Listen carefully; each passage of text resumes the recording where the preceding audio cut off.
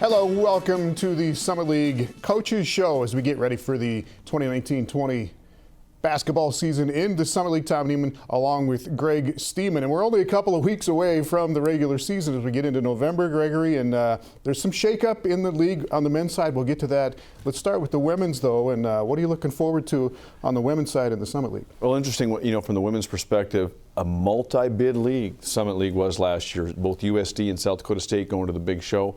And this year it's going to be a little bit interesting because USD returns a little bit more than SDSU, but both of those two teams, I think, again, will be probably the class of the league, but everybody else trying to close that gap. All right, the league, 9 teams strong again this year. Let's take a look at the preseason poll for women's basketball, and this is voted on by some media members. There are sports information people. There are 2 or 3 or 4 individuals from each of these schools. They get to vote in these Summit League polls, and as you said, South Dakota, 21st place votes. The Jackrabbits, the defending champions, the defending tournament champions, get 13 of those votes, and then you get to Denver, Oral Roberts, Western Illinois, North Dakota is in its second year in the league now. The Bison women, Omaha, and Purdue Fort Wayne rounding out the poll. Yeah, and South Dakota, probably, be finishing ahead of South Dakota State in the preseason poll. Everybody knows it's meaningless, but it's understandable. They lost one quality senior and returned everybody else. South Dakota State lost 2 of the best ever in Macy Miller and Maddie Gebert.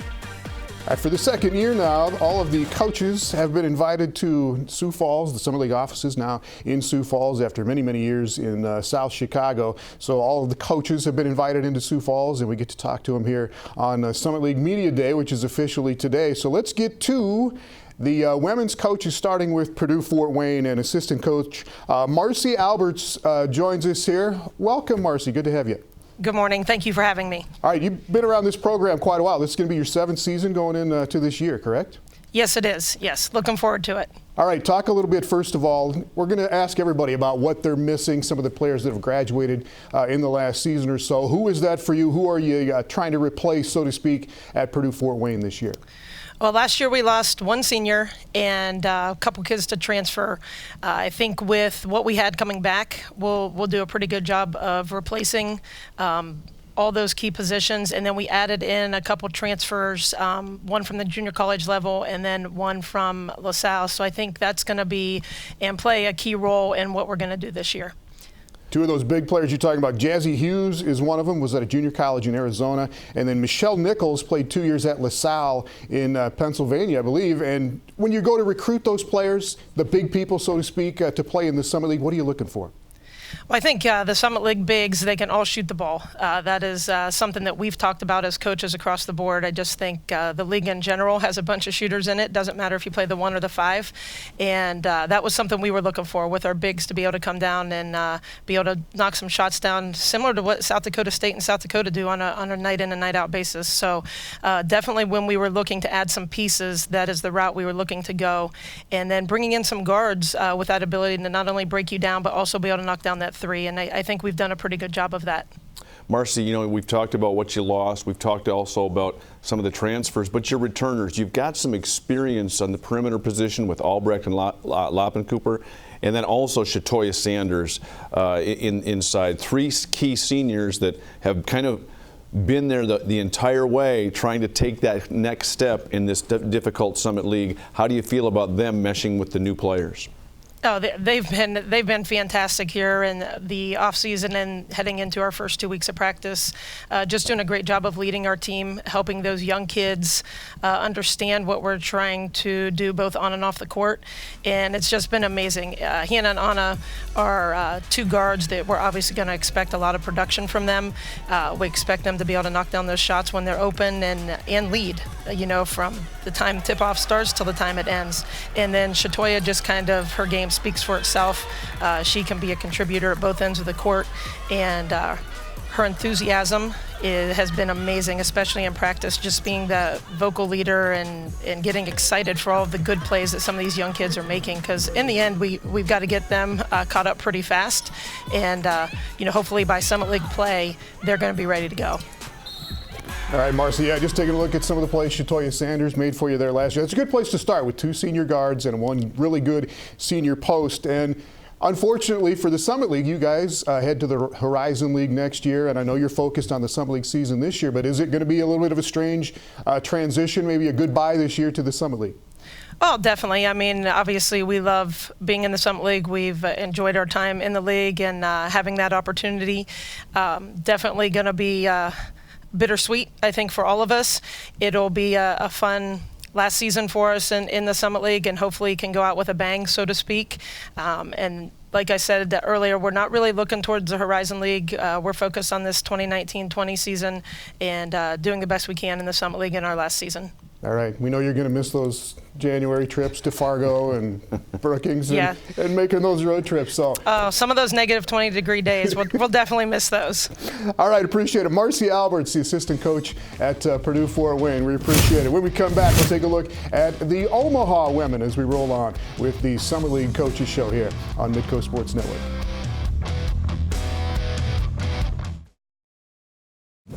The 2019 Summit League Basketball Media Day on Midco Sports Network is sponsored by Avera Orthopedics, Grand Falls Casino and Golf Resort, and BillionAuto.com.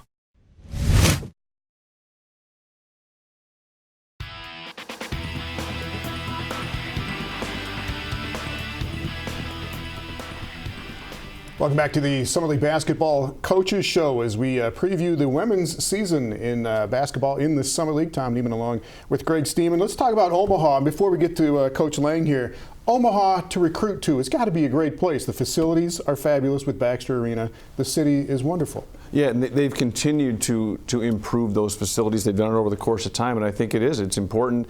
Different kids look for different things, and facilities is one, and something to do is also part of that, and Omaha provides that from a recruiting standpoint. And as we visit with Coach Brittney Lange, I'm sure she's going to lay some of those things out about not only the pluses, but also maybe some of the challenges. All right, Coach Brittney Lange joins us, and are we right on that? Or are we just, I love Omaha.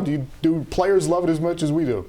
I completely agree. Omaha is a huge selling point. The city itself, it's a city made up of small town people, so you have those small town values, a hard work ethic, but you have a ton of options for entertainment, a lot of diversity, which is something that you can see exemplified in our team. And so right now we actually represent 5 different countries on our team, and so we have the flexibility to recruit from all over, but with a really big emphasis in our next 3 recruiting classes in the Midwest. Brittney, you got a melting pot, and so what you have now is not in a position to be in the tournament last year, but you've got everybody back. And so as tough as it is to climb up the standings in the Summit League, what, in addition to those 5 returners, what are some of the things that you're looking for as far as other contributors to help make that jump into not only just making the tournament, but getting a seed where you think you can win a first-round game? We feel very optimistic about the big jump that we plan to make this year. We knew last year was a little bit of a reset year. We played truly all freshmen. We feel very good about our inside game, and we really needed to add to our perimeter game as far as depth at the point guard position and outside shooting. A couple years ago, we're top 20 in the country in three-point shooting. We took a step back from that, but we feel like we've really filled our roster to meet those needs, and you're going to have to send help inside to both Mariah Murdy and Elena Pilacuda. So we feel great about our depth. We feel good about the positions that we've added. Ella Ogier, Michaela Ekdahl will be great contributors for us. And again, I feel like our freshmen last year got 2 years worth of experience. Yeah, still very young. We saw Rihanna Carter here just for a second. You're only senior, but Claire Killian's going to be a good shooter at the junior spot. I think Mariah Murdy here, just a sophomore. You're still very young this year, aren't you? Yes, we are, and again, youngest team in the Summit League last year, one of the youngest in the country, and I think our girls did a wonderful job embracing that. We had a lot of close games down the stretch, but really needed to add some offensive power, and with the 7 young ladies that we've added, we feel very good about that. Brittney, sometimes a young team can be defeated if things don't go their way. Did they demonstrate a level of maturity that allowed them to really utilize last year's experience and turn it into as much of a positive as they can heading into this season. It really did. I have to really commend the maturity on our roster. I think they really understood how close we were and how a few possessions down the stretch really made a difference. We obviously need to take care of the basketball better this year. We need to shoot the ball from outside better this year. But really, as far as wins and losses, that affected a lot of things. But there's small fixes and something we feel really confident about going into this year. All right, and only about 4 weeks from the opening game here. Is that a lot of time? Is that a short time? What is that? I'm actually pretty pleased with where we are right now. With the season starting earlier on November 5th, we were able to start practice in September. I feel like we are able to go harder and for shorter durations, but we have a lot in at this moment with our young group still. And I feel good about where we are. We play our close scrimmage in a couple weeks, and we'll see where we measure. All right, Coach, we look forward to seeing you down there. We've got a lot of games in Omaha that we'll bring back for our viewers here in the Dakotas, so we look forward to seeing you out there this year. Thanks for the time. Great. Thank you so much. All right, appreciate it. And I mean that about Omaha. It is a great recruiting spot. It really is. There's no question, and it's an easy sell, when it comes to the footprint of the Summit League. And so without question, I think Coach Lange and Coach Hansen do a great job of utilizing that to their advantage. All right, when we roll on here with the season preview, we will talk with Jory Collins, the new head coach in the on the women's side in the Summer League this year at North Dakota State.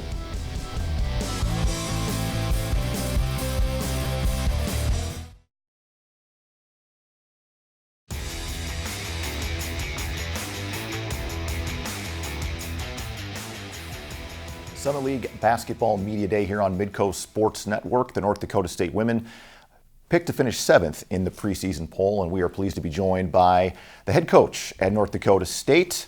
That is Jory Collins, who's been on the job now about 5 months, and I know it's been a busy 5 months for you, Coach. How have you been able to get everything organized here as we get ready for the season?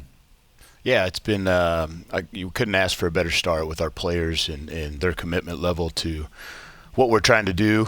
I've enjoyed every day working with those guys, obviously getting more comfortable. The first 2 or 3 months on a new job is a whirlwind, trying to get organized, getting your staff together, getting all those pieces put together. But, now that we're in full practice and getting in a routine every day, it's been great so far. And I know a routine, that was what you were looking forward to most when you were able to start stacking some practices on top of one another. And I know a part of that for you is just developing good habits. What are some of the habits that you're trying to stress on here most throughout this month before you get ready for the season opener in November? Yeah, a lot of things with our team is just trying to change maybe our mentality and our approach. And a lot of that has to do with how we go about our business every day, how we warm up, how we do a passing drill, shooting drill, what kind of intensity do we do that with, what kind of attention to detail do we do that with. Just trying to establish a lot of details, a lot of little things that we feel like over the course of time are going to add up for us and contribute to us being a lot better. And the cupboard was not totally bare when you got here. You only do have one senior, but a lot of the kids on the roster that did return have a lot of playing experience. They've played through the rigors of a Division I schedule, through the rigors of the Summit League. How nice has that been, at least to have some of those bodies that have been through this grind before? Yeah, it's our upperclassmen, our juniors, and one senior with Riley obviously have played a ton here in this league, and they know what it's like. They know what we're up against every day. We know what kind of caliber of player, what kind of caliber of coaches the Summit League has on the women's side, and it's exciting. Those guys are veterans in it. We're looking to have some more success, but you get people like Emily Dietz, Sophia, Michelle, who's a proven scorer in the league, Riley Nudell.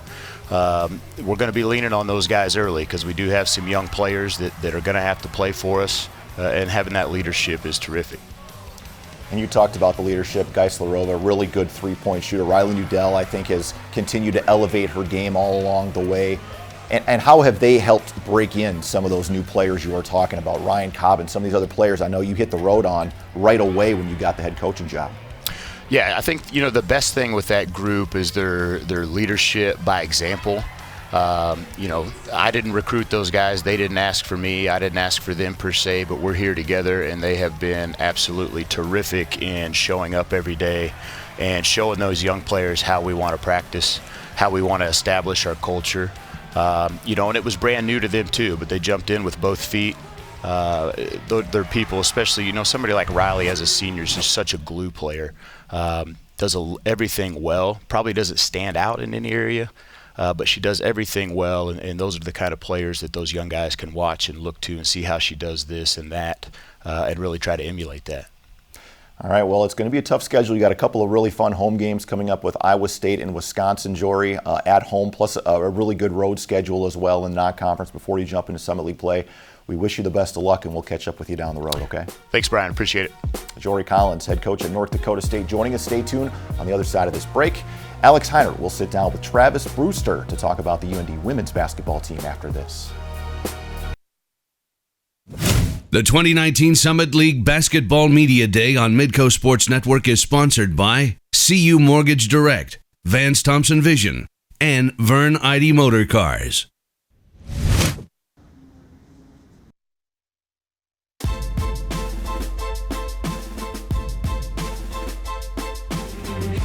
Welcome back to the Summit League Basketball Coaches Show. Media Day here on Monday in Sioux Falls for all 18 programs, men's and women's, in the Summit League. And one of the great additions to the Summit League a year ago was the University of North Dakota coming in. Very much so. University of North Dakota fits the geographic footprint, and I'll tell you what, Travis Brewster's got a ton of years of experience, and there's no question he knows how to win games, so it's going to be fun to see what their team looks like this season. All right, let's go over to the Summit League offices, and Alex Hyder hanging out with Coach Brewster, guys. Yeah, thanks, Tom and Greg. Yes, Travis Brewster, a ton of years, 7 to be precise, as the head coach of the University of North Dakota, 16 total. Year 2 for you, though, now in this conference. How much more comfortable do you feel with a year under your belt in this new league, bro? Well, I think the big thing is learning how to handle the travel, but it's just been exciting for our student athletes, and our fans are enjoying it. And, being able to have that Fighting Hawk fly perpendicular across the sky has been awesome. And it's been great, it's been exciting. Yeah, year 1, obviously, good success, certainly in the postseason as well. You made the Summit League tournament semifinals. You do have to replace a lot of kids from that team, though. 6 seniors graduate, 5 of your top 6 leading scorers, including Lexi Clabo, who was an all-conference performer. I was feeling good until you just brought all that up. So, but, On the plus side, obviously, it's a lot of experience, and you can't replace that. But you can try and replicate at least their production. How do you go about doing that this season? Well, the big thing for us is we're going to have to play a little bit different style of ball. It was pretty easy to get the ball to Lexi and everybody else kind of get ready. But with this group, we're a little bit more speedy. That's probably the biggest thing about us, and we look for our shots a little bit differently on the floor, and that's going to be exciting for our fans, exciting for our players, and you want to see those young people get up and down and just really play fast-paced basketball, but at the same time you got to put it in the hole, and that's been a focal point for them this summer, and they've done a good job with it. Yeah, there is a lot of youth that'll be on this team, but you do have some returners with starting experience. You think about Julia Fleece, Michaela Reinke, kids that have been doing this for you over the last couple of seasons. How much will you lean on that upperclassmen group now as the season gets going? Yeah, that small upperclassmen group, right? The 1 senior and the 3 juniors. But, those 2 are going to do a nice job for us. And I think when you look at Julia, who's really progressed and kind of grown into that role, being a little bit more physical post, that's going to be nice. And Mick's just doing a heck of a job being that floor leader out there for us and away from the floor. So we got to get a little bit more out of Melissa Leet. That's going to help us. Yeah, a big inside who's going to take up some of the role, of course, that you lose with Faith Dooley moving on, obviously, and Lexi as well, as we mentioned. The returners maybe are small in number, but a lot of talent there. You also bring in 7 new freshmen to the fold this season, including a lot of local kids, Mandan and Bismarck and West Fargo and Roseau and all down the list. You did a great job mining some of the best talent from the area, Coach, for this season. Yeah, I thought our staff did a tremendous job at identifying them early. I think the big thing for us is, can we keep growing them? And keep making women's basketball grow in the area. But really excited about Casey Baravich. She's been a really bright spot for us thus far. And Lily Keplin obviously has done a tremendous job of putting the hole. So, it's going to be good. It really is to watch those young women grow. Yeah, with all those new faces, how important then does the non-conference schedule become to blend them all together before things get real on January the 1st in Denver? Yeah, it gets real quick. Yeah. But, it's going to be fun. I think that we open up with Arizona. Obviously, that's going to be a stiff competition for them, and great experience to top it all off. And when I look at our schedule, I think it's very challenging for the group that we have. I think it's a good balance, though, and being able to try to manage to be a college basketball player. So we'll see how it goes. It's going to be here before we know it, certainly, Coach. Travis Brewster, thanks again. Thanks, my man. Best of luck in year 2 in this new league. Appreciate it. Coming up next, a little more women's basketball on the airwaves. J.D. Gravina from Western Illinois will join us right after the break on the Summit League Coaches Show here on Media Day from Sioux Falls.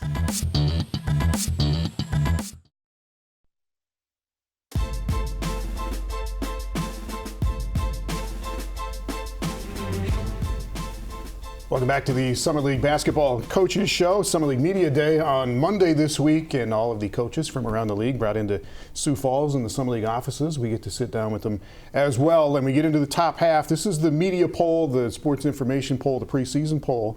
Western Illinois has been a great program to watch over the last several years. Steamer, they're picked fifth, right in the middle of the league. That's where they finished at 8-8 last year. Well, I think the thing, as we're going to visit with Coach Gravina about it, I think Western Illinois on the women's side has the most unique system. You know, the style of play, the way they've really implemented their matchup zone, the way he recruits to a specific style and looks for that specific type of player, and they've experienced a ton of success. They're always a dangerous team to play, and I'll tell you what, if you're looking for a team that loves to score and get up and down the floor, I'd say Coach Gravina's got the team for you. Yeah, you don't want to go to Macomb and have to win a game. Let's bring in head coach J.D. Gravina. We were just talking about how long you've been there, J.D., and your bio here says in 7 years at the helm, he has transformed the Leathernecks into one of the highest powered offenses. And we know that about your team, but do you like being known as that team that can really go out and score over the years? Yeah, I mean, I think I have a reputation as an offensive coach, which obviously leads people to think I'm a really bad defensive coach, which is partially true, so it's a good fit. All right, talk about what you got coming back. We've talked to everybody about what's gone, and you lose a really good player, and you've lost great players over the last several years. But Taylor Higginbotham is really the one player, averaged 16 points a game last year, that you're doing without this year, right? Yeah, I mean, we will definitely miss Taylor. We'll miss her leadership. We'll miss her rebounding and obviously her scoring and shooting. It will be nice. You know, the previous year we lost 6 of our top 7 with Taylor the only one returning. So that was a big challenge, I think, for her to help kind of move our team forward. And, boy, we started off really bad in the non-conference, and I thought it was one of the most improved teams I've coached. We had a lot of good young kids that got a lot of experience, and I really hope that's going to pay off this year. Coach, Sam Pryor missed last year with an injury, and you typically are not a team with a ton of size, but she's a 6-foot body. She's going to be a redshirt junior. Are you looking to her to bring back some of her ability and utilize her size to help you guys out? Yeah, it's pretty crazy. I mean, we were so undersized last year, and part of that was kind of some tough losses in recruiting, a couple injuries, and just kind of where our experienced players. But I think we're going to go from an incredibly undersized to a good-sized team. I think Sam will come in. We've got quite a few players in that 5'11" to 6-foot range. You know, Sam being one of those. Carla Flores was also injured. She's a good physical 5'10" guard. And then we've got Evan Zars coming in, a 6'2" post player from St. Louis University that transferred in, will be eligible right away. So now that makes players like Danny Nichols, players like Grace Gilmore, who kind of had to hold down the fort as our bigger, more athletic players, now they can kind of play more of their true natural positions. Yeah, taking a look at some of those players you're talking about here, Coach. There's Grace Gilmore at 5'10". You got Kyra Washington coming up here, is going to be a senior. And then we'll get to Danny Nichols, who was the freshman of the year last year. Yeah, I mean, we definitely have some depth last year. And really all those kids, I mean, I was talking to Dan the other day. At the beginning of the year, she had games she didn't even get in. And so she showed so much improvement throughout the year. And all those kids have now improved that next step. And we went from being incredibly inexperienced to honestly pretty experienced with our top 5 or 6 kids. Well, Coach, the nice thing about that added length and versatility is it makes you a better defensive team. It allows you to be interchangeable in that matchup zone and be a little bit more formidable and keep the ball in front of you. So it sounds like you've got good reason for optimism. And you know what? Maybe being in that 5 spot is just fine. Allows you to take some pressure off the young ladies and get out and get after it and see what happens early in the season. Yeah, I mean, I think that defensively we're going to be way better, like you said, just with our height and athleticism. You know, Grace Gilmore is kind of playing that basket spot when Olivia Brown left, and, you know, she took about 70 charges on the year, probably led the NCAA if they'd keep track of that, but she was just so undersized. It was hard to rebound out of that position, hard to guard. And now that we have a couple kids that I think can step in and do that, we've got more length on our wings, and we've got a more experienced team in that zone. I think defensively we'll take a step in the right direction. You're right, 5th is about where I thought we'd be. I mean, I think this was the clearest year in the conference poll. I mean, we're so good on the top end as a league with the South Dakota schools, and I think Denver's going to be really good. And then us and Oral Roberts kind of, I think, in that middle tier, both trying to step up into that top tier. So I think it should be an interesting year. All right, JD, we appreciate it. Thanks a lot for joining us here. And as he said, Western Illinois can be one of those dangerous teams that you really don't want to go play in Macomb if you got to pick up a win, but a lot of scoring coming back for Western Illinois. When we come back, we will get into the top 4 in the Summit League preseason poll, talk about the women from Oral Roberts University. The 2019 Summit League Basketball Media Day on Midco Sports Network is sponsored by Avera Orthopedics, Grand Falls Casino and Golf Resort, and BillionAuto.com.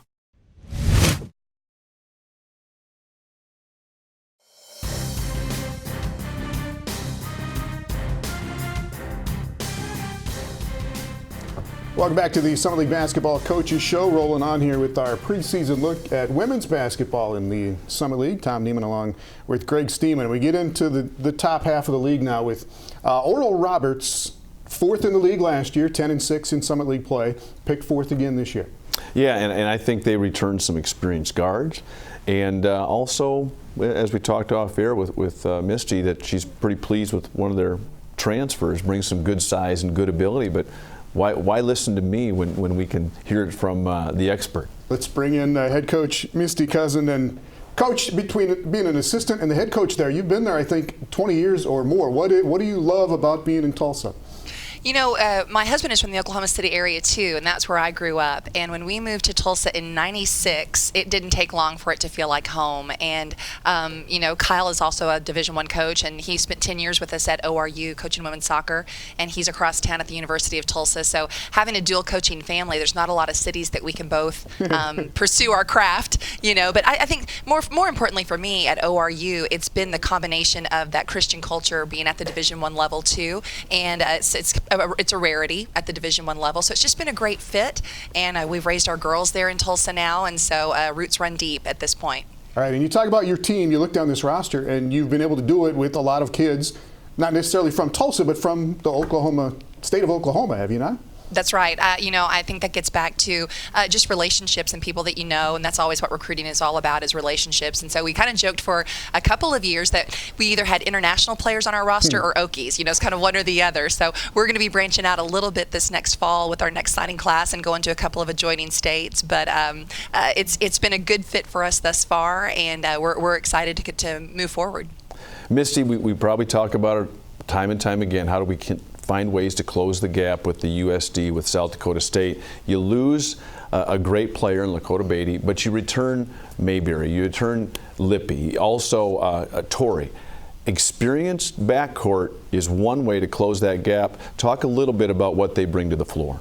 Well, they do bring experience, and we kind of always joke in the coaching profession that there's that glorious day when freshmen turn into sophomores, but then there was that summer that we had this year that our underclassmen turned into upperclassmen, and I think that's one of the things that's really special about our girls, is that we tend to focus a lot on high school seniors that come in, and sometimes it takes a couple of years for them to be able to come up and take the reins. I think you mentioned Torrey, and I even think with Riley Torrey coming in, you know, Riley's kind of first year with us was this last year, after being a transfer back to us at ORU.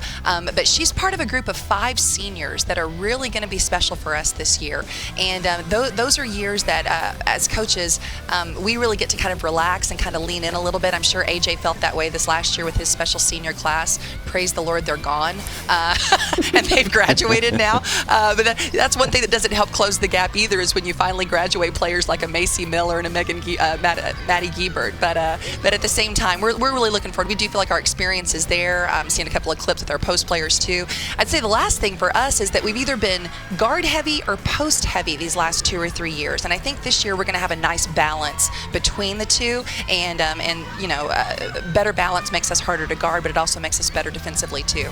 And you talk about the post here last, coach. Who is Gentry Holt? She was around the program last year, but 6'3". Right. She's going to be good this year, right? You know, Gentry is a runner. She can get up and down the floor quickly. She really pursues the offensive boards really well. Gentry, once again, an Oklahoma product from down in southwest Oklahoma in Elgin, and spent the majority of her career at Oklahoma State University. But just like Lakota, Oklahoma State transfers have been good, you know, for us at ORU. But Gentry kind of ties the two together. Her game really isn't power-oriented down inside of their back to the basket, but there's not a lot of Summit League post play that's like that anyway. So she really just brings experience and athleticism and versatility to us, and we're real excited for the mix that she brings into our forward position. All right, going to be great to see you guys play, Misty. Appreciate it. Thank you. Appreciate it. All right, Oral Roberts picked 4th this year, right behind Denver, and we'll talk about the Denver women when we come back.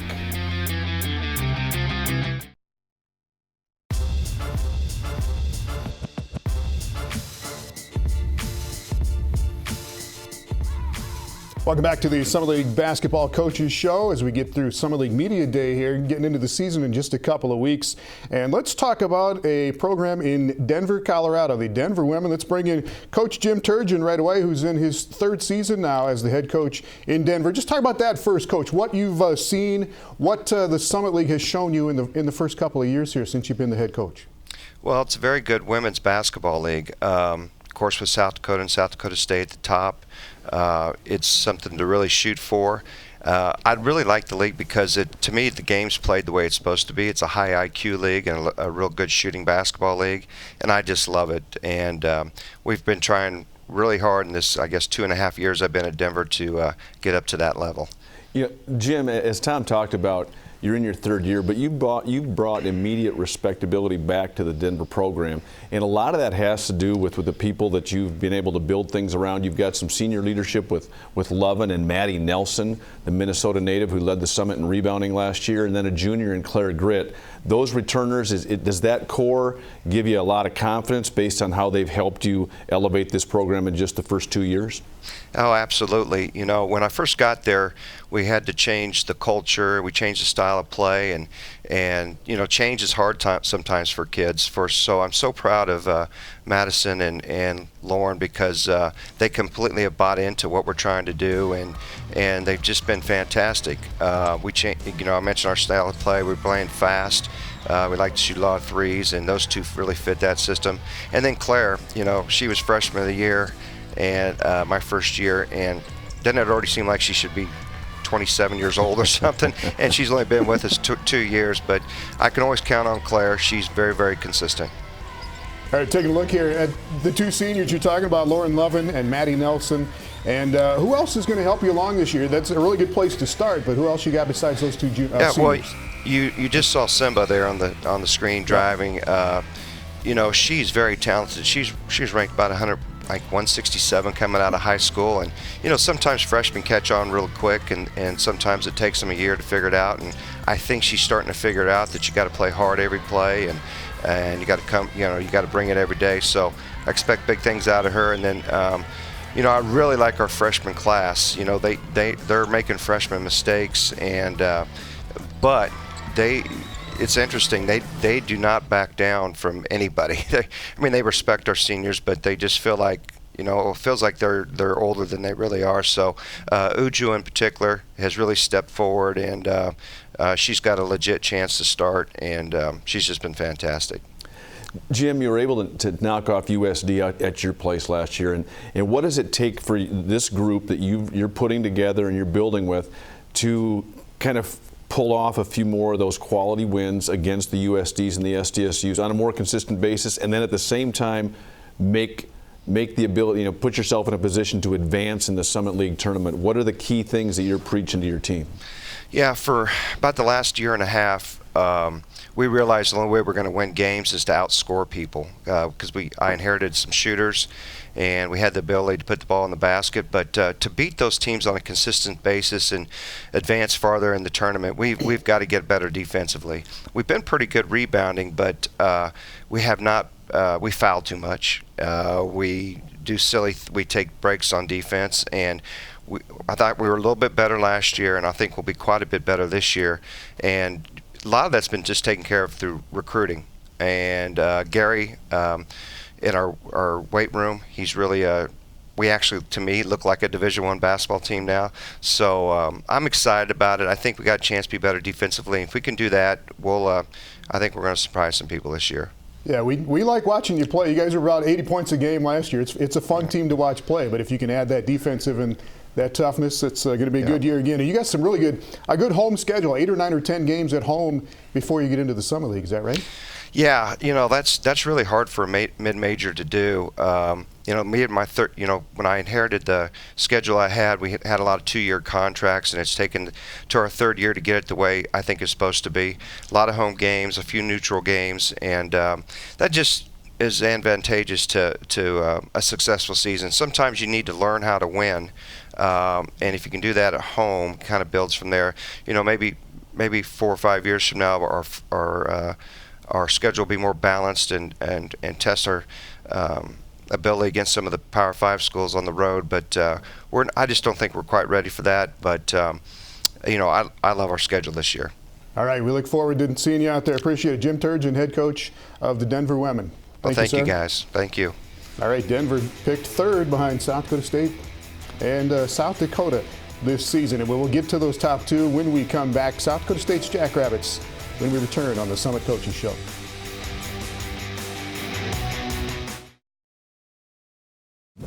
The 2019 Summit League Basketball Media Day on Midco Sports Network is sponsored by Avera Orthopedics, Grand Falls Casino and Golf Resort, and BillionAuto.com.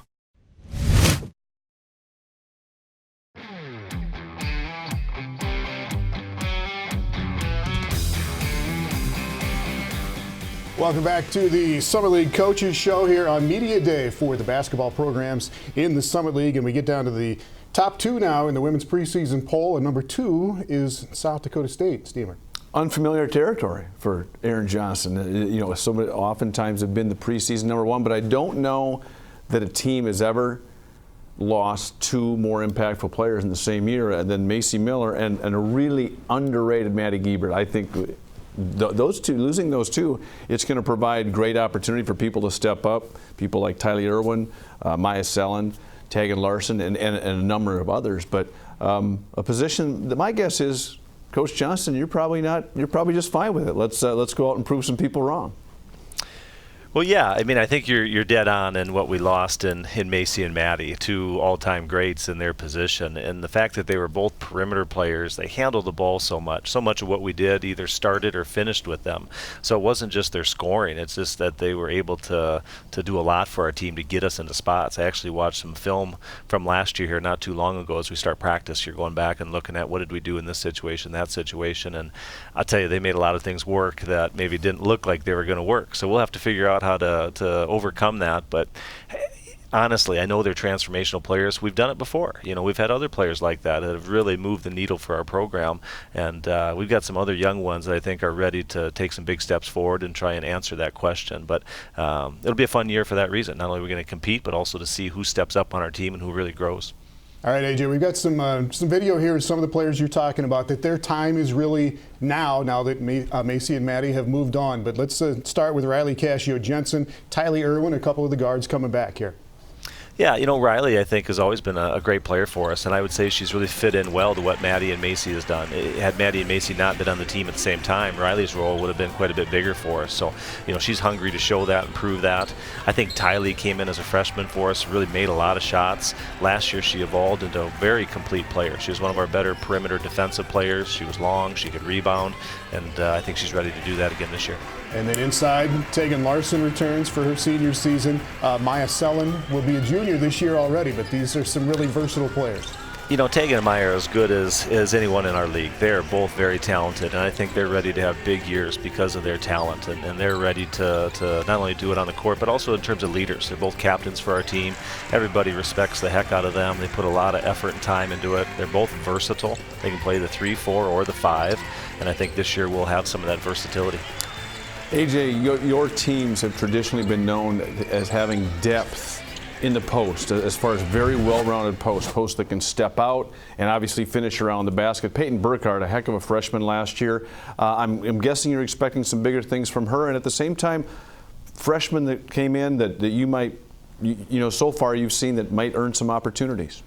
Yeah, most of our teams have been built around the 3, 4, 5 spot. These last couple years with a talent like Macy and a talent like Maddie, you adjust a lot. And I would say the last 2 seasons in particular, we've looked a lot different than maybe we would have in the last, 18 years. So this team, I think, is comfortable for us as a staff and as players. Payton Burkhart will definitely play a bigger role for us this year. She was outstanding last year, had a phenomenal NCAA tournament. It was a big part of why we got through that, opening 2 games in Syracuse. And then I also think on the news front, we'll have a couple players. Callie Tyson out of the Twin Cities has been great for us so far in practice. She's a 6'2" forward post, really plays hard, rebounds, can finish inside, and is comfortable on the perimeter. And then Tori Nelson from the Twin Cities as well has been a really good wing player. For her high school team, she's played a 1 through 5 at times, and really versatile to your point, Greg, and she can do a lot of good things. So I really look for this to be a traditional SDSU women's basketball team, a little different than the last couple years, but a lot of what this team is good at fits our personality very well. All right, and what a season to follow up on, AJ. As you mentioned, beat Syracuse in the second round, got to that Sweet 16 game against Oregon. So there's big expectations again this year for the Jackrabbits. Yeah, as always, we love that. We thrive on that. It's kind of where we want to be. A lot of the young women that come to our program are high achievers, on the court, off the court, and they want to be in this position. So, we're ready. We're looking forward to it. Some big challenges in our non-conference. The conference will be a tough race as always, but we're looking forward to all those challenges. All right, Coach. Appreciate it. Thanks for the time. Okay, thanks, guys. All right, Jackrabbits. They got some really good home games this year in the non-conference schedule again, too. So they always do. And as you say, you can't emphasize it enough. They're coming off a Sweet 16 appearance, a Summit League team. Amazing. But they are picked number 2. We got the number 1 team in the Coyotes coming up next.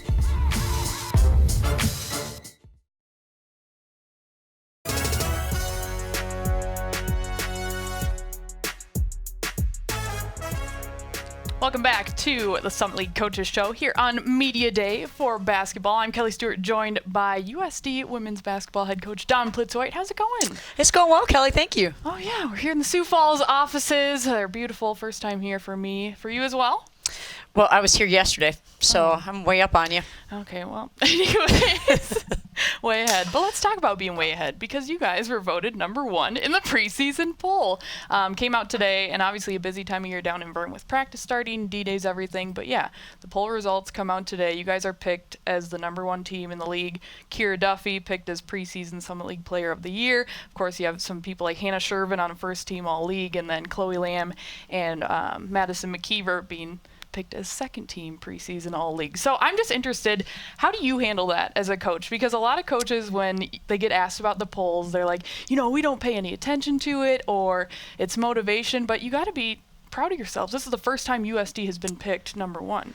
Well, it certainly is an honor, and one of the things that we did last year when we were fortunate enough to be a ranked team nationally, I was reading a book at that time. It was a John Maxwell book, and the title of the book is Good Leaders Ask Great Questions. And instead of at that time telling our players how we should respond to the ranking, I asked them what their response was, and I thought, their response was way better than I would have come up with as a coach anyway. So this is something that we're going to take to them and let them approach it and see where we go with it from there. But obviously, it doesn't mean anything in terms of what this team is set out to do, but it means that last year's group did a very good job putting us on a map. At the same time, I really believe that our young ladies are going to approach it in a sense that makes sure that we're approaching every day, focusing on the process and doing the best that we can. So I would anticipate that that's going to be their response to being a team that is picked to win the conference. Well, I think I interviewed you last year right after you guys got ranked in the top 25, and I remember you talking about that, how the girls were just fired up. You guys had a great practice that day. They just responded really well. But as you said, last year's group did a great job of putting you in this position to get that number 1 ranking. And fortunately, you only lose one person from last year's group, but it was a big role in Allison Irons. So with preseason, with practice starting and everything, and I don't want to say replace Allison Irons, but trying to work without her, how has all that been going? Well, the exciting part for us is that individually our players are continuing to get better. And we've refined a lot of little things on where we want to go and how we want to get better. And that's made it a chance for us to find different players to step into the roles that Allison filled for us. And she filled an awful lot of them. Oh, yeah. She was all-time winningest player in school history for us. She was phenomenal. Defensive Player of the Year, and then she could also put up points, so she was spectacular. So also coming in, the freshman class, you have 3 freshmen in Macy Giebert, Janai Ugovsky, and Alexi Hempe, who unfortunately went down with a knee injury. But how have they been adjusting and adapting throughout summer and now preseason? Right, they've been doing a great job, especially considering that with as many veteran players as we have, we've been moving forward pretty quickly. And so I give those 3 a lot of credit because they keep asking questions of their upperclassmen teammates, and their upperclassmen teammates are doing a tremendous job of helping guide them and try to teach them, because while we break it down, we don't spend a lot of time after we've broken it down and we've done it kind of slowly, then we jump in and we get right into it live. And then at that point in time, it happens really fast for them. And so they need some good reminders, and I think our upperclassmen are doing a really good job of helping them out. Well, Coach, we're looking forward to watching you guys this year. Oh, seeing yeah, what you sounds can do. good. I thought it was a high five. I didn't know where we were going that. with that. Okay, thank you. All right, thanks for joining us. We'll now send it back to the studio with Tom and Greg.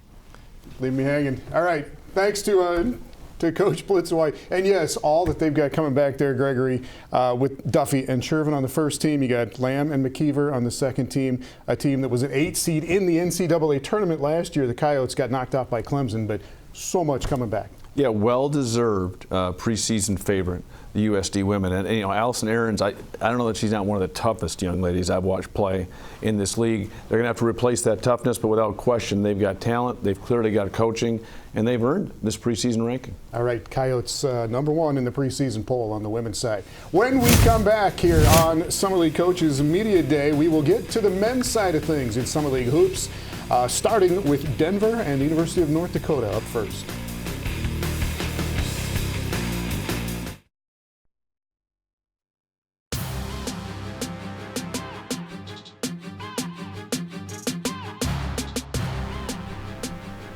Welcome back to the Summer League Basketball Coaches Show. Summer League Media Day going on in Sioux Falls today. All the coaches from around the league invited in, and we get to talk to them as well. Let's get to the men's preseason poll here, Gregory. And North Dakota State, the defending tournament champions, 23 first-place votes. South Dakota and Oral Roberts in that top 3, gobbling up most of those first-place votes. What do you think? Well, what you see is North Dakota State kind of gaining the respect of the voters based on their late season run and winning a game in the NCAA tournament, and they returned the majority of their team. South Dakota, I think, really looked at with the return of Hagedorn, with the Mude coming back, and then their veteran backcourt led by Tristan Simpson. That's a well-deserved #2 position. And Oral Roberts, when you look at just flat-out overall talent, their roster is as talented and as athletic as anybody's in the league. And then Omaha, when you have 2 senior guards and you got that mountain man in the middle and Pyle driver. Yeah, absolutely. There's a reason they come in at #4. All right, Denver down there at the bottom at #9. And let's bring in the head coach of the Denver men's program, Rodney Phillips, going into his 4th season in Denver. Coach, first of all, thank you. Appreciate you being here and taking some time with us. No, this is awesome. I appreciate you guys for having me. All right, we're just going through some of the preseason prognostications, and who knows what happens, but they got you down there at #9. What are the expectations for you going into this season? The expectation is certainly not 9th, Yeah. but what we did last year and how we finished, that's what we deserve. But when that poll came out, I had a conversation with my team, and it's motivative to see that we're at 9. And every single day our practice plan is going to say they picked us 9th. And for us, you know, they picked not only my team, but they picked me 9th. So there's some growth there that has to happen.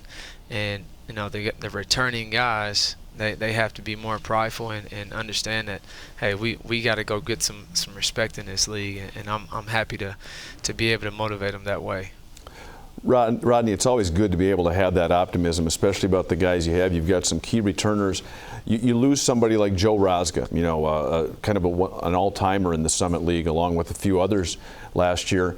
And how do you replace what he brought to the team, and what are you really looking for to change what kind of led to that 9th place finish last year and kind of change that mentality and get your guys moving in the right direction this season? Of course. Well, Joe, I don't know that we'll be able to replace him just with one person.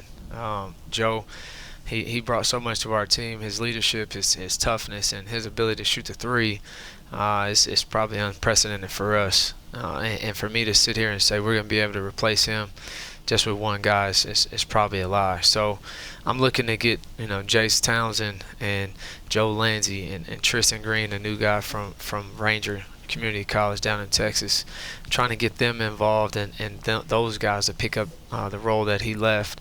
But also Ade Murkey. Ade Murkey's our only senior. He's the guy this year for us that has to have a good year for us to have a good year. And he knows that he's ready.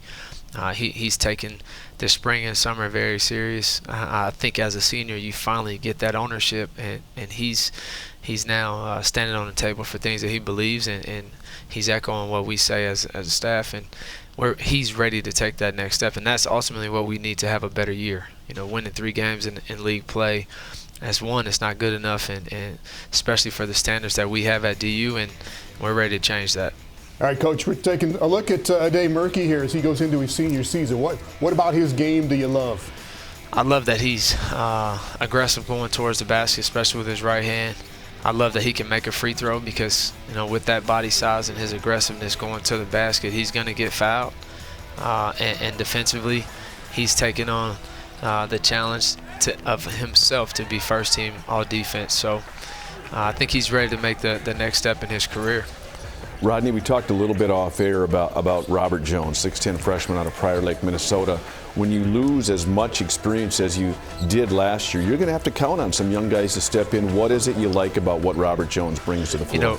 Robert plays extremely hard every single day, even when he's tired, even when he doesn't understand what we're doing and why we're doing it. He's got his head down and he's playing extremely hard. And for us to not have to coach effort like we did last year, and a guy like Robert who's 6'10" and athletic and potentially an elite defender, when he shows up like that, our energy of practice kind of goes with it. So I'm really excited about him. You guys showed David Nzekwezi, who has a chance to have an unbelievable year. I think he has the talent and the skill to be the best big in this league.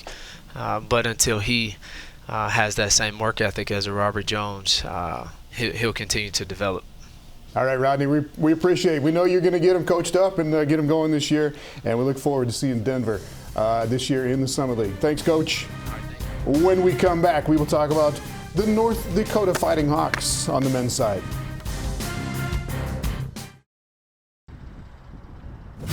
The 2019 Summit League Basketball Media Day on Midco Sports Network is sponsored by Sanford Orthopedics and Sports Medicine and Pioneer Brand A-Series soybeans.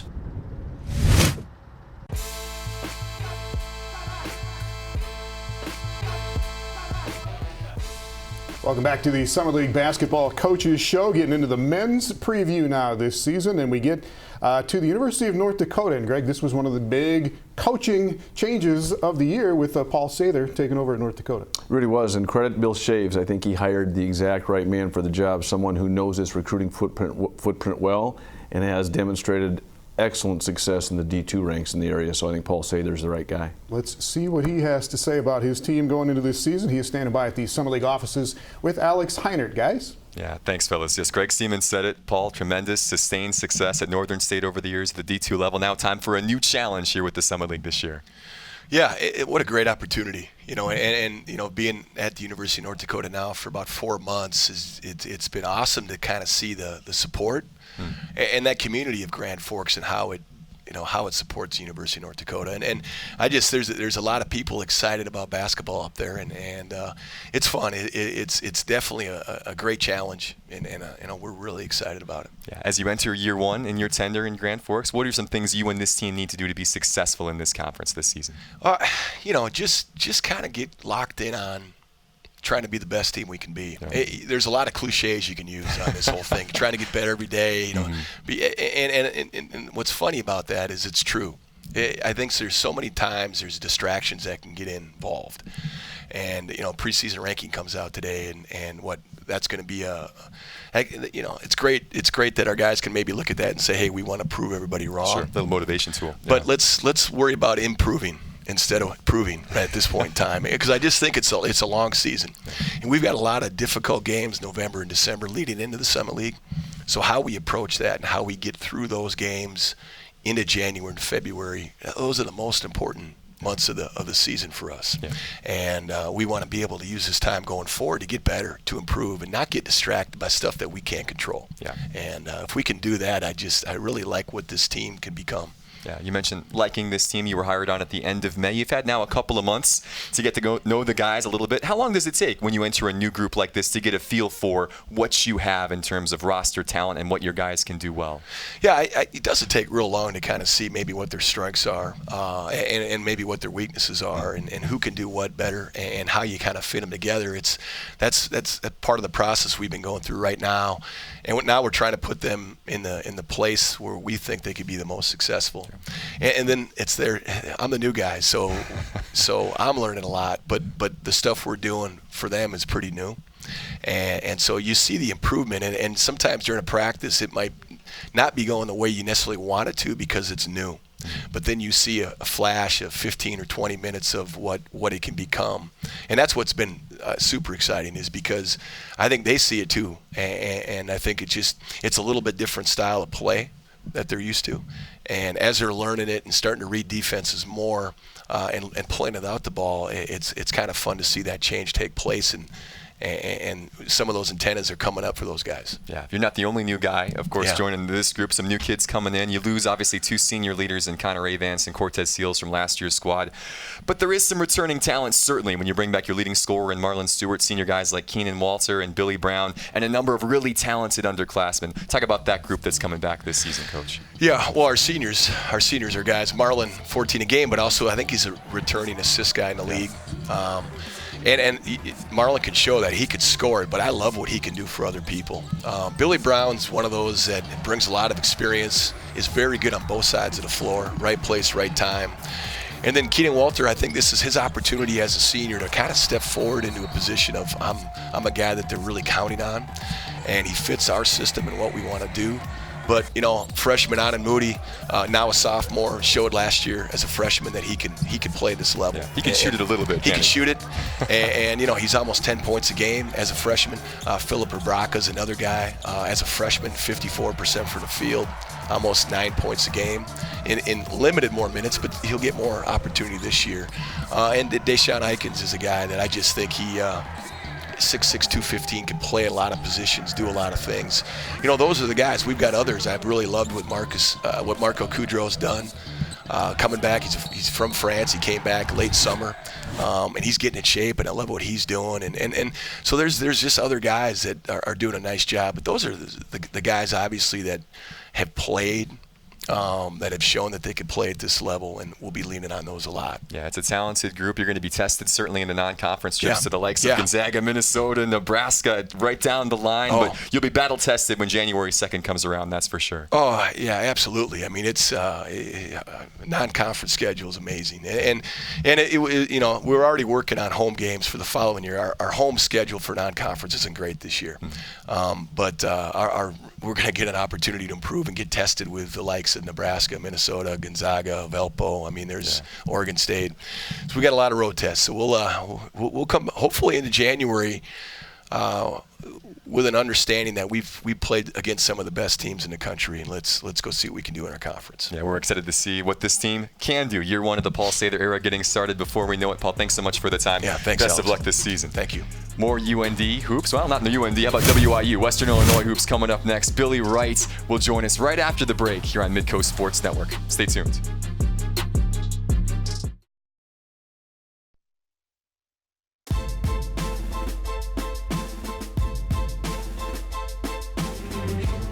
Welcome back into the Summer League Basketball Coaches Show, and we roll on with the men's preview this year, and we showed you the preseason poll with all the 9 schools. Western Illinois is picked number 7 going into this season, and let's bring in the head coach of the Leathernecks, head coach Billy Wright. And Billy, I know the regular season in the Summer League last year wasn't what you wanted, but everybody's still talking around here about your win over South Dakota State in the Summer League tournament, and you guys really did finish well at the end of last season, didn't you?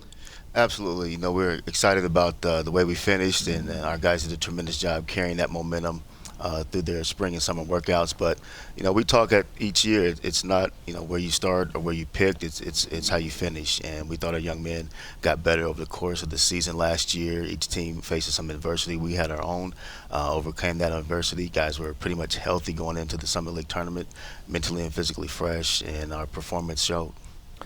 Coach Wright, probably as good of a senior class in the entire Summit League that left the league last year, and an impactful player in Brandon Gilbeck. He's gone, had a heck of a career, Defensive Player of the Year. His presence will be missed, but boy, if you're going to miss a 7-footer, it's great to have experienced perimeters. We talk about Kobe Webster, C.J. Duff, and then Zion Young as a freshman last year, coming back as a sophomore. How do you feel about your perimeter group? I feel really good about the perimeter group, and the challenge for our returning players is they need to play like veterans. Even though guys like Ben Pyle, Zion Young were freshmen, Kobe Webster was a sophomore, they have great experience, but the challenge for them is to play like veteran players. And I feel really comfortable and confident with Zion Young's ability to score, Ben Pyle's ability to stretch the defense, and Kobe Webster's ability to make it all work. Take a look at some of these guys that are coming back, Coach, and there's Kobe Webster, who goes into his junior year, scored 17 a game last year. He was top 5 in the league. We'll see Ben Pyle, Jeremiah Yosefi here, and then C.J. Duff. Talk about these guys that are coming back a little bit more. Yeah, C.J. Duff is a guy that I feel like has been under the radar a little bit outside of Macomb, Illinois, outside of Western Illinois. He's a guy that's a top of the league in three-point field goal percentage, can stretch the defense, strong enough to get to the basket. He's been a consistent 8 to 10 point scorer. He started every year as a freshman, so really look for C.J. Duff to take that next big step offensively for us. He's been a great on-ball defender, one of our top defenders on the team, and just really pleased with his humility and his ability to be consistent from day one. Billy, you know what? We talked about the experience on the perimeter, but obviously you lose someone like Gilbeck. Who is looking to step into that role to kind of be that rim protector, to be a go-to guy in the low block, things along those lines? You lose that type of experience. Who's stepping into that opportunity? Yeah, you look at a guy like James Clair, who was a redshirt senior for us this year, so he's been around our team, and he's a different player than Brandon. He's very athletic, mobile, can switch off and defend the pick and roll 1 through 5. And then Kyle Arrington, junior college transfer, we signed him in the fall, 6'11", about 240. And then Roderick Smith, 6'8", 240, big body down low. So it'll be by committee early on. But I think our biggest the impact that Brandon will miss would be the rim protection, and we'll probably double team more than I like early on until we figure it all out. All right, Coach, we appreciate the time here. I look forward to seeing you out there this year. Head Thanks Coach a lot. Billy Wright. You bet. Appreciate it. All right, Western Illinois going to have some pretty good guards coming back. We will talk about Purdue Fort Wayne's men when we come back on the Coaches Show. The 2019 Summit League Basketball Media Day on Midco Sports Network is sponsored by Sanford Orthopedics and Sports Medicine and Pioneer Brand A-Series soybeans.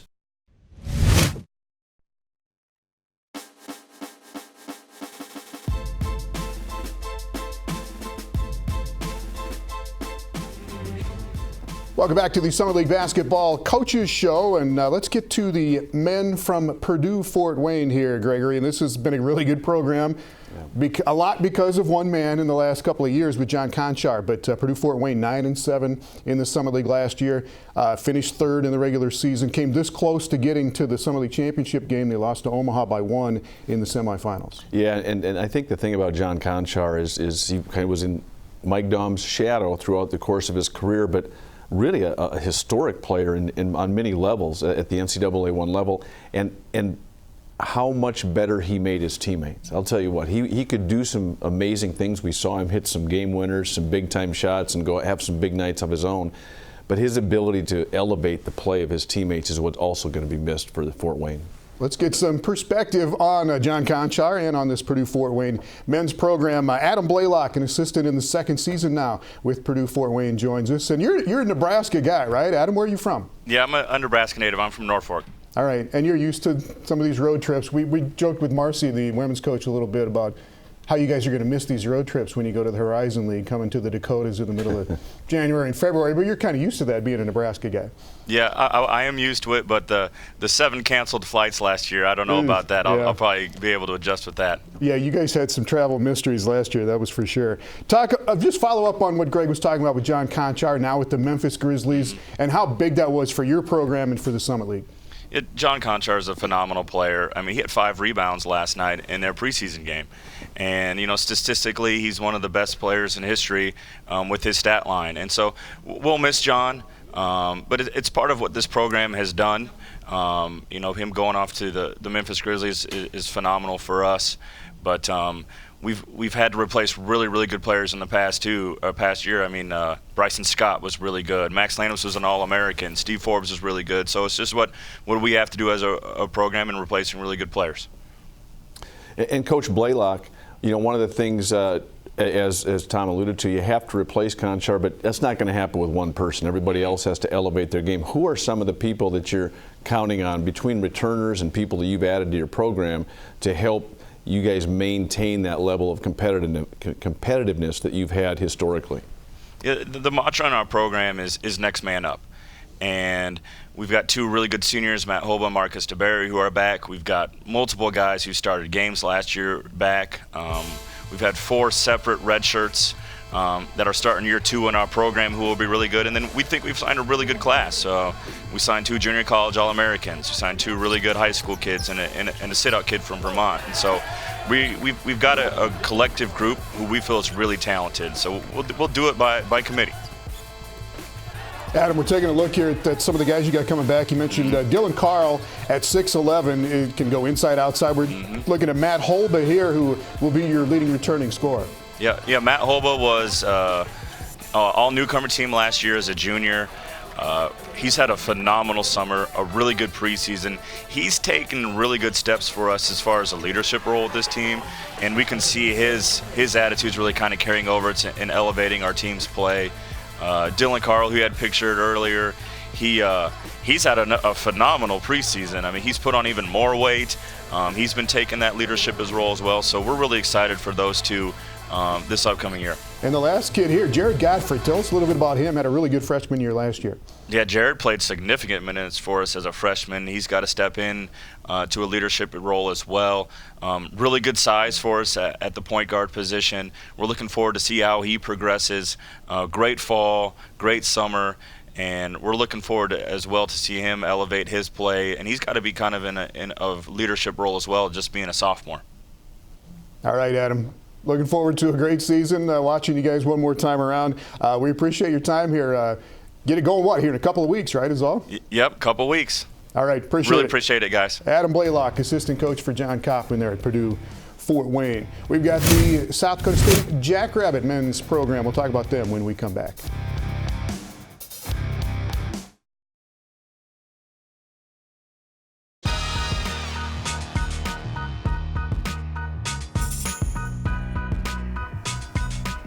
Welcome back to the Summer League Coaches Show here on Media Day for the Summer League basketball programs. And we get to sit down with all of the coaches here. And let's get into the middle of the pack on the men's side.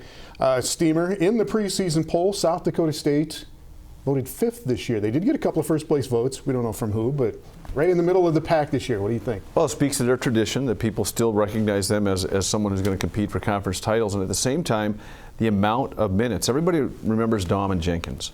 But you talk about Tevin King and Skylar Flatten, they were minute eaters. Yeah. I mean, and so there is not much coming back. And in a way, when you look at our Coach Henderson, our second new coach in the league, has some familiarity with the league, but in a way, he's got a blank canvas, and I'm sure he's looking forward to it. All right, Hendo, let's start with that, because you take away Dom and you take away Jenkins, who went to UNLV, but then Skylar Flatten and Tevin King, those guys accounted for 71 of your 85 points from last year. There's just no getting around what is not there this year, right? Yeah, there's no doubt about that, fellas, and certainly appreciative of their efforts for our program and what we accomplished as a program the last 4 years with that crew is really special and really memorable, to be honest, for a lot of Jackrabbit fans. But with the departure of those guys becomes, it's just an opportunity for others, and that's probably what's been maybe the most enjoyable part of the start of our season is that competitive spirit is back at Jackrabbit practice, because you look at the last couple of years, you had a pretty good idea of who was going to be on the court, fellas. Look at the minutes like you were talking about. And at this point, everybody sees that green light, that opportunity right in front of them. And so that competitive spirit and just challenging each other in practice has been really special, and it's been fun to watch, to be honest. Yeah, this is about as fresh a start as we can remember at South Dakota State. But let's take a look at some of the guys that are returning from last year. You got a couple of big guys. Starts with Olu Dillon here, Owen King, Matt Dentlinger, Alex Arians. Those 4 guys back. They played some minutes last year. Yeah, we talk a lot. We talk a lot about, we're inexperienced. Are we necessarily young? I don't know if we're necessarily young. It was just guys that were behind some really, really, really good players that weren't going to get the opportunity that maybe they kind of deserved at times. And so for them to be able to, take advantage of that opportunity, these guys like you mentioned, Owen, Olu, Matt, and Alex, I mean, they're ready and hungry. But to answer your question, they are still young, right? I mean, they are really, and Steamer's got a great question here for you, I'm sure. Yeah, I've never asked a great question yet. But Coach Henderson, you talked about Owen King. He's probably the guy that played as many minutes off the bench as anybody. How valuable has he been? And then when you talk about some of the youngsters that Tommy talked about, who are you expecting some contributions from in addition to the gentleman that we just talked about? Yeah, well, when you talk about Owen King, I mean, you talk about a guy that was put into a difficult position. I think our fans and people are going to see a different Owen King than what they saw last year. I mean, to be able to have to go out there with the team that we had, he was just trying not to make a mistake and trying not to hurt our team. Where this year, I think you're seeing the true impact that he can have, his leadership in practice, his ability to make plays, his willingness to take big shots when his team needs a big basket in practice, in the amount of confidence that he's playing with, you're not even going to recognize him, to be honest with you. And you can almost say the same for Alex Arians, who started the majority of our games, and Matt Dentlinger had some really, really big moments. But those guys, certainly you'll recognize their names and you'll recognize what they look like, but I think their game is going to be a little bit different than what you saw in the past because of that opportunity. And then as far as a few of those new guys that we're really, really excited about that are new to Jackrabbit basketball, guys like Doug Wilson, the Junior College Player of the Year from Kirkwood, is an extremely versatile and athletic defender, opportunistic playmaker on the offensive end. Noah Friedel and Baylor Shireman are both freshmen that are hungry and ready for their opportunity, and Trey Buchanan, a junior college kid, and Matt Mims, who redshirted last year. All these guys are vying for playing time. All right, going to be interesting. It's going to be different, but it's going to be fun. Eric Anderson, the new head coach for the men at South Dakota State. Appreciate it, Hendo. We'll see you out there. Thanks, fellas. All right, when we come back, we'll get into the top 4 in the men's preseason poll, and that starts with a team that is coming off a great season as well, the Omaha men, and Darren Hansen when we come back.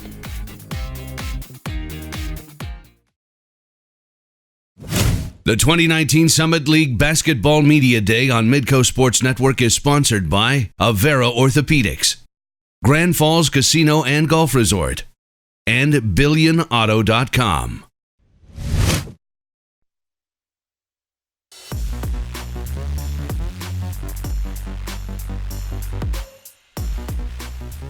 Welcome back to the Summer League Coaches Show as we roll on here with the men's preseason preview for Summer League Hoops, and we get into the top 4 teams here now.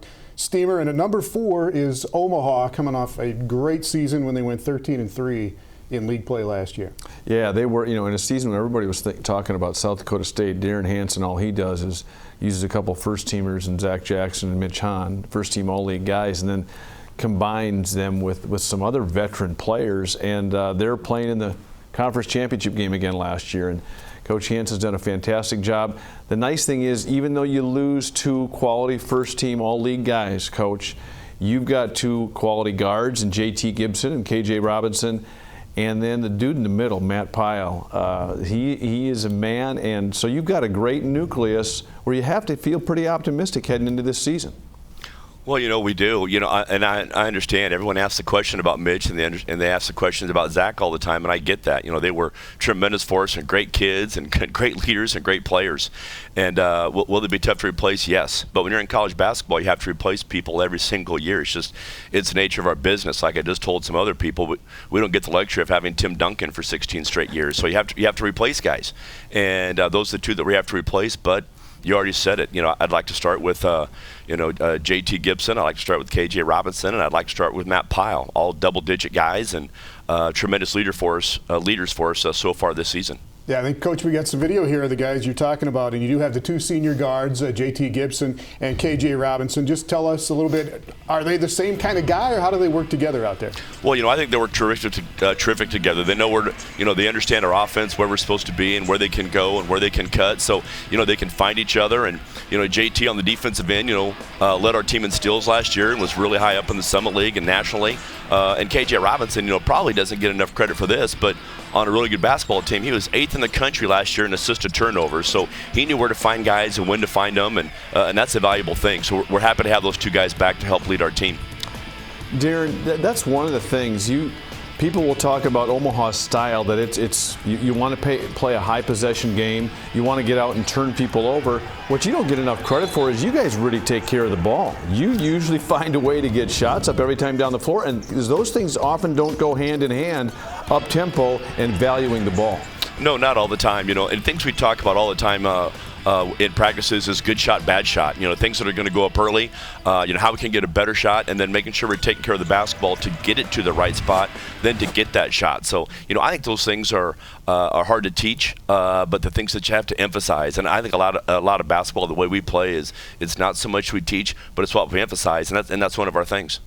All right, Coach. And we saw a little bit of Matt Pyle there at the end of that highlight clip. Big kid, 6'8", out of Wichita, and we give him a lot of grief because we think he's a big blob in there. But this guy is in really good shape. And what do you want to do with him this year?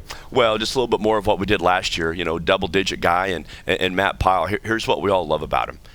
All he wants to do is hit people. He wants to screen. He wants to dive to the rim. He wants to beat you up around the block. He wants to block shots, and he wants to rebound. I mean, what a novel idea for basketball, right? But the way the world is today, everyone wants to step outside and do their thing. But that's what Matt does. That's what we love about him, and our guys understand that. And when he's open, we're going to throw it to him because he's come back better than he was a year ago. And we were looking at guys you've added to the roster. There hasn't been a whole lot of standout additions that we can see. Who did you add this year as far as freshmen and transfers? Well, a couple things. The first thing I'd like to say is, we talk about those three guys, but then Iowak and Woolley is a junior for us who's just really steady, and those guys have all had success in our league. But then the two guys that are next in line are really Wan Yang Tut, who is a sophomore for us, but a junior academically, so he's older, has had his share of success in our league and had a great run in our tournament. Zach Thornhill is only a sophomore, but a junior academically. So we are a little bit older than what our roster maybe appears, and those guys have had success in our league. So you add in that and a couple transfers and a freshman or so, we like where we're at right now with our team. Well, and as you talked about, Coach, Tut had a really nice tournament, and you've got guys that have quality experience, and there's opportunities for minutes and contribution, and you're able to do that with a very experienced core. So I'll tell you what, it's going to be a fun team to watch. We wish you the absolute best. Hey, Tom and Greg, I appreciate your time. Last thing, before we let you go, congratulations, the Coach of the Year last year in the Summit League. Now it's what have you done for me lately, right? It's always what you've done for me lately. But I'll tell you what, I just appreciate our players and our assistants and our administration, because that's really their award and it's our award. It's not my award, but I appreciate you saying it. All right, we'll see you out there. Darren Hansen. Thank you. And the Omaha men picked in the top 4 this year in the Summit League preseason poll. When we come back, we'll get to the number 3 team in the preseason poll, Oral Roberts University.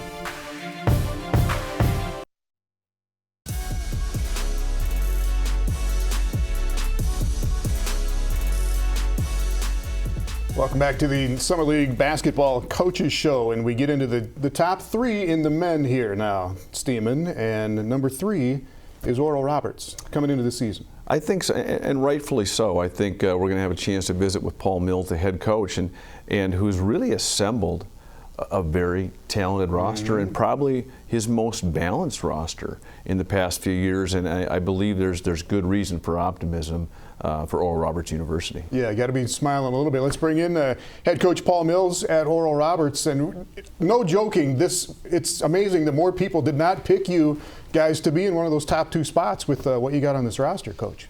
Well, we're okay with that. We'll be happy to tell our guys how everyone was picked ahead of us. I'm sure they'll see the poll, but I like our guys. I think that you see a lot of times there are talented rosters, and you've seen this in recent years in the Summit League where there is talent, but it doesn't necessarily translate to wins or being a good team. And so there is more to just assembling a roster and trying to get production out of it than just assembling talent. And fortunately, I love our guys. I enjoy who they are as people. I enjoy being around them. All of those aspects that allow you to have a successful season that very comfortable with. First, you have to have talent, but then you have to be able to bring talent together. And as I tell them, a player-led team is better than a coach-led team. And we have 5 guys who are seniors who are very good leaders, and several of them who've been around and understand the Summit League, understand the competitiveness that's required. So we're excited. Paul, you talk about your 5 seniors, and it's so valuable to have that experienced leadership. But I think maybe the player that really took the Summit League by storm last year, redshirt sophomore Kevin O'Banner, 6'8", 6'9", and kind of a do-it-all type player, and he played in such a mature manner last year. And I believe it was either Lindy's or Street and Smith that had him as the Summit League's best pro prospect. And it's kids will all read that stuff, things like that. How do you help Kevin O'Banner continue to develop his game and not allow any of that complacency to set in? We ran around the entire city of Tulsa and took out all of those Lindy's magazines to make sure that he never saw that. The Jim Collins book, The Enemy of Great, is good, and he is good, but we're trying to get him to become great, to become better. He's made strides. He's a 44% three-point shooter last year in the league. He's a very good rebounder. He and E-Man were double-double guys. Or they were top 10 in regards to rebounding and scoring. So they're both very capable, but Kevin has the ability to stretch it. We have to get him to take better care of the basketball. But Kevin is as hungry a player as you'll see, and he's terrific to be around. He's matured a lot, and he shows up day in and day out ready to compete, and that's what you ask for. Taking a little look here at some of the other guys, Shang Weaver is another guy that is 6'8". Emmanuel Nezekwesi, we'll see him coming up here. You got a lot of guys with some size that goes with a lot of skill, not just size, right, Coach? Yeah, DJ was a 42% three-point shooter, and you got to remember 44 and 42 for Kevin and DJ. They were both freshmen and hadn't really been around, and so the opportunity. I do think that you see your biggest growth from your freshman to your sophomore year because those guys have a better understanding of what's required and the things that are needed. And I'm excited about both of those guys' future. They're both from Houston, where I'm from, and so to be able to watch their maturation as players and as people has been fun. And then obviously I do think that Emmanuel brings a lot to the table. He's had as good a summer as I've seen in my 25 years of doing this. And his summer was really impressive. The strides that he's made, he's not ever shot over 30% from 3 during his 3 years. And I think you'll see him have the ability to stretch it a little bit more than what he's been in the past. But we won't take away from what he does well, and that's dominate around the block and offensive rebound. And Coach, I'll tell you what, you didn't even get a chance to get to Ty Lazenby and also DeAndre Burns, a couple of guys going to come in and really make a solid impact in addition to all that talent you have returning. There's good reason for a ton of optimism down at Oral Roberts University. Well, Greg, as you know, it's fun when you walk into a gym and you have enough guys to scrimmage. We haven't been able to have that. We haven't even had 10 guys who've been healthy enough in order to do that the past 2 years. And we were fortunate we didn't have to take any walk-ons this year during tryouts because we had enough on the roster. But Ty and DeAndre bring a lot to the table. Both of them are experienced. Ty was a junior college All-American, and DeAndre was a top 120 shooter during his sophomore season at Arkansas Little Rock. So both of those guys are going to bring a ton to the table. All right, Coach Paul Mills, we appreciate it, sir. We really look forward to watching these guys play. Oral Roberts is loaded this year on the men's side. When we come back, we'll get to the top 2 picks, starting with the University of South Dakota Coyotes. The 2019 Summit League Basketball Media Day on Midco Sports Network is sponsored by Sanford Orthopedics and Sports Medicine and Pioneer Brand A-Series soybeans.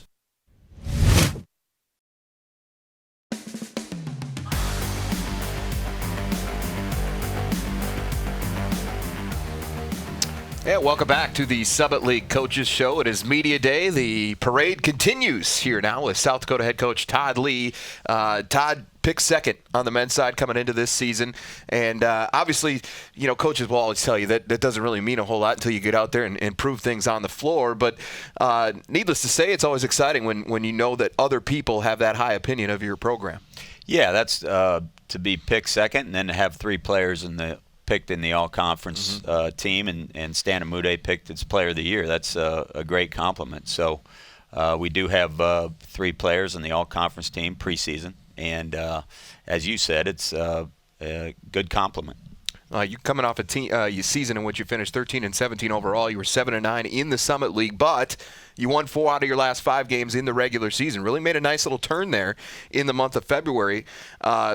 That had to have given you a little bit of momentum going into the offseason. It did, and I think our guys got used to the system, and that takes a while.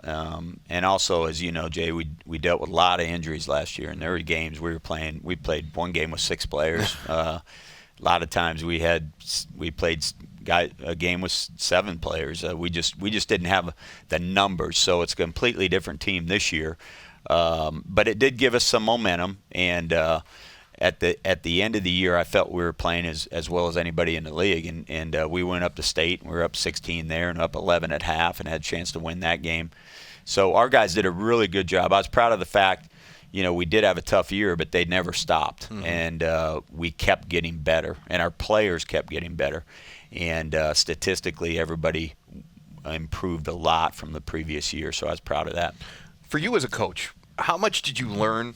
Or what did you learn about the Summit League in that first go-around? Well, it's the best shooting league in the country, and it's not even close. Best 3-point shooting league in the country. It's you have to guard the 3-point line, and you can't foul people because they make free throws. It's a very skilled league. It's a very well-coached league. It's a very good offensive league. So.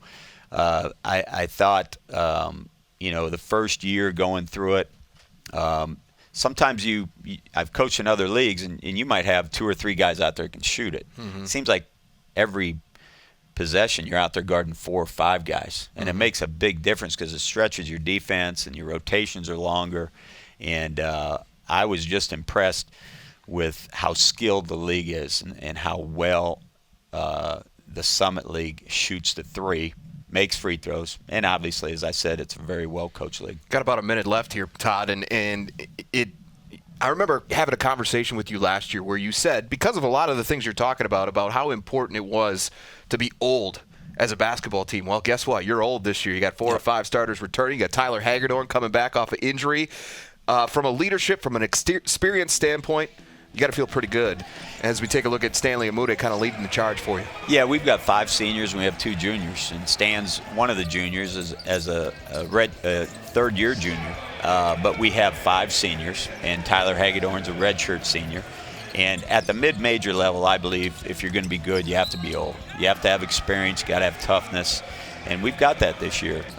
We've got a lot of guys in the program that have been in the program now for a long time. They've taken ownership of it.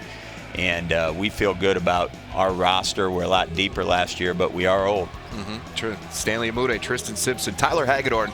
A lot of interest in him. Coming back off that injury, a former second-team all-conference selection himself. What kind of impact do you expect to have from the Norfolk, Nebraska native? He's going to make a big impact because he was healthy last year from January on. He decided to redshirt because he didn't want to just play a half a year. He had the option to redshirt, but he could practice. So he was our best player a lot of times in practice. He makes an impact because we, as you know, Jay, we had nothing inside last year. It was tough for us to get easy baskets. And we have more guys this year at the end of the game we can go to. Tyler is in great shape, and he's going to have a big impact this year. All right, Todd. Well, we're all certainly looking forward to what happens down in Vermilion here in year number 2. Good luck to you this season. Thanks for taking a little time with us here today. All right, coming up, we're going to check in with the North Dakota State Bison. Head coach David Richmond joins the show when we come back.